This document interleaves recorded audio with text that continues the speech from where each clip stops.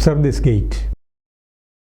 First question is, what is this gait? If you look at the gait, the foot is dropping, it is foot drop, and at one particular occasion the child is almost tripping because the toes are touching the ground, and you can observe the leg is raised much more than the other leg, as though we are trying to climb a stair. Second question is whether it is an LMN lesion or a UMN lesion. If we are allowed to examine the child, it is easy, because if it is UMN, there will be spasticity, plantar will be upgoing, reflex will be more. But here we cannot examine the child.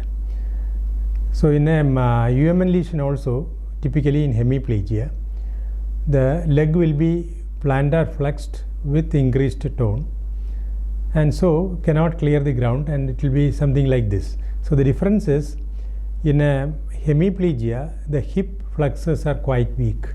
So the child cannot actively raise the leg at hip. So there cannot be a high stepping gait in UMN hemiplegia. Instead of that high stepping, the child will have to clear the ground somehow. So instead of that high stepping, what the child will be doing is, will tilt towards the opposite side, so that the affected side pelvis goes up, and the child clears the ground by rotating the leg, the so-called circumduction.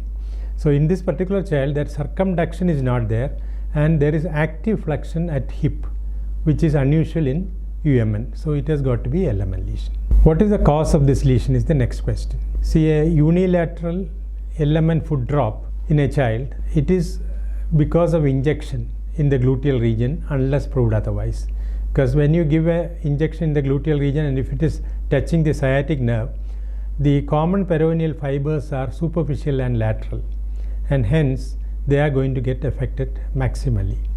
Although we think that the upper outer quadrant of buttocks is safe for injection, it all depends on the amount of muscles that you have and the length of the needle. Sometimes it may go beyond what is expected and can cause injury to the nerve.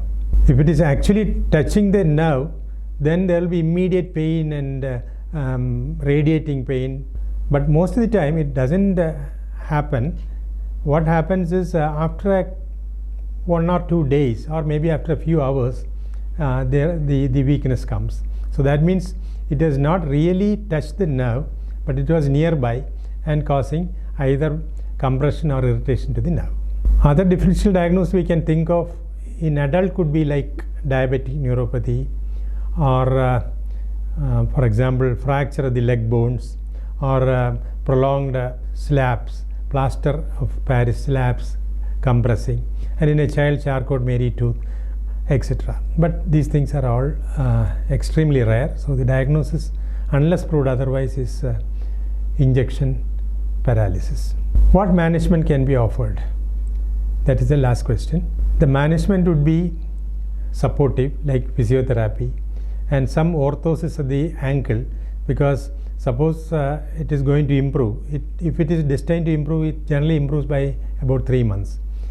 So by that time there should not be contractures. So to prevent that, foot orthosis may be needed in a few cases, but otherwise physiotherapy. Although in practice we give steroids, it should not be mentioned in examination, basically because it is not proved by trials. Most of the time it will improve because it is something like neuropraxia only. But if there is interruption of nerve, then the improvement will be difficult. So that is where our NCV and EMG may help. For example, denervation potentials in EMG may point towards an interruption of the nerve. Surgical help very rarely will help, but that is generally thought of beyond 3 months of the incidence. We will just listen to what our pediatric neurologist has got to say. Thank you. When you analyze the gait of this child, you can note the following features. The right lower limb is actually being used in the correct manner, and in the stepping phase, the dorsiflexion of the right foot is occurring normally.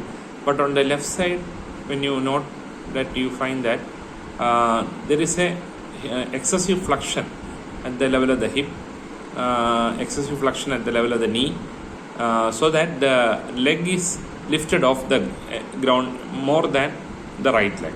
And you can also note that there is a prominent defect in dorsiflexion. The foot is not dorsiflexing, and the fingers are not also going into dorsiflexion. So there is a defect of predominantly you can say that this is a gait of a typical foot drop, or this is a high stepping gait. This is also called as high stepping gait. This is because in the normal walking there is at first there are two phases, stance and stepping phase.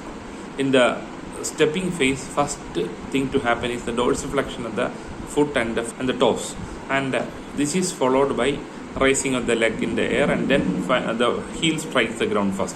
That is in the stepping phase.